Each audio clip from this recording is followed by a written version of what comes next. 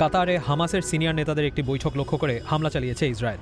Israeli defence forces IDF তাদের এক বিবৃতিতে এই হামলার কথা জানিয়েছে।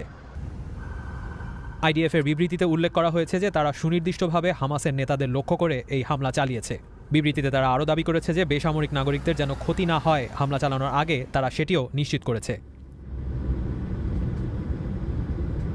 ইসরায়েলের মিডিয়া খবর প্রকাশ করেছে যে হামাসের শীর্ষ নেতা খলিল আল হায়া ও জাহের জাবারিনকে লক্ষ্য করে এই হামলা চালিয়েছে আইডিএফ।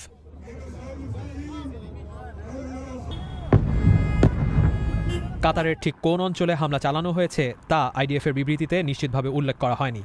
তবে কাতারের রাজধানী দোহা থেকে পার্শ্ববর্তী এলাকায় ধোঁয়া দেখা গেছে। দোহা থেকে বেশ কয়েক দফা বিস্ফোরণের শব্দও শোনা গেছে। কাতার এই হামলার কড়া ভাষায় নিন্দা জানিয়েছে। কাতারের পররাষ্ট্র মন্ত্রণালয়ের মুখপাত্র মন্তব্য করেছেন যে এই হামলা আন্তর্জাতিক আইনের সুস্পষ্ট লঙ্ঘন। তিনি আরও মন্তব্য করেছেন যে হামলাটি একটি আবাসিক এলাকায় হয়েছে যেখানে হামাসের কয়েকজন রাজনৈতিক নেতার বাসস্থান রয়েছে।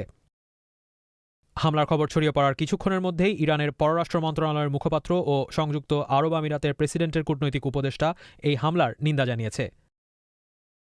কাতারের মতো ইরানও এই হামলাকে আন্তর্জাতিক আইনের লঙ্ঘন হিসেবে উল্লেখ করেছে। এই ঘটনা মধ্যপ্রাচ্যের জন্য বড় সতর্কবার্তা বলেও উঠে এসেছে ইরানের বিবৃতিতে।